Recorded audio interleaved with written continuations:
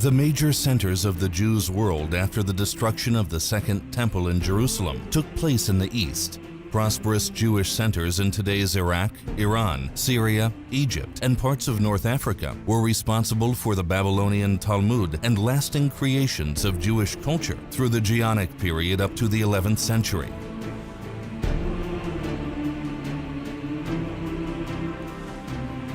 The Golden Age of the Jews in the Iberian Peninsula was a time of extraordinary literary, intellectual, spiritual, and political achievements.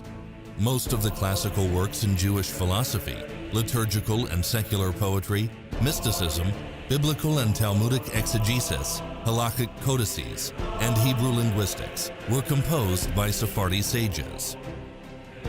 These achievements played a central role in shaping the Jewish collective identity, which we share today.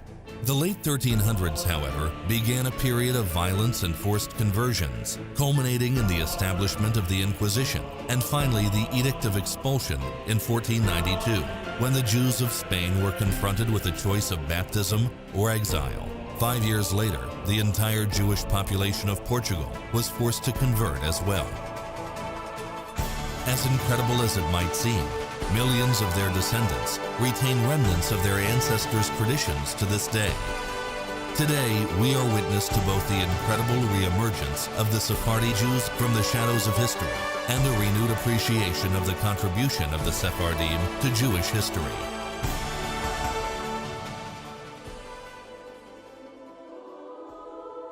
Netanya is a vibrant and modern tourist city located on the Mediterranean coast in central Israel. The city is very proud of its cultural highlight, Netanya Academic College, established in 1995. The college has bestowed honorary degrees on dignitaries such as Mikhail Gorbachev, Nicolas Sarkozy, Benjamin Netanyahu, and Shimon Peres. The college established the Institute for Sephardi and Anusim Studies to serve as the leading global research and educational institution dedicated to the history and culture of Sephardi Jewry. The Sefarad Museum will be a vibrant and dynamic center celebrating Sephardi Jewry's tremendous influence on Jewish civilization.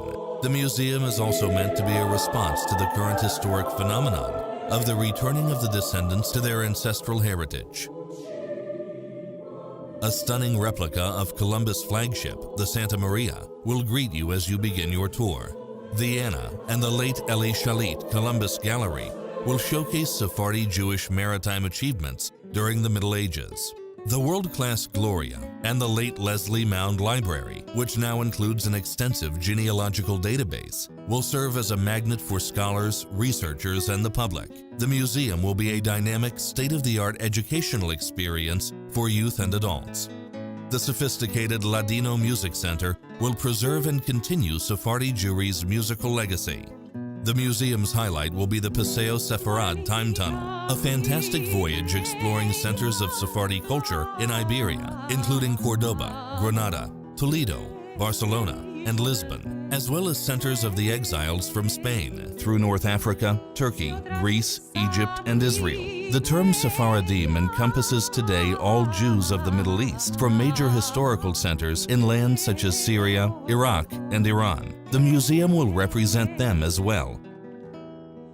Another route will highlight the Anusim diaspora in places such as Amsterdam, London, the Atlantic and Caribbean islands, and Brazil.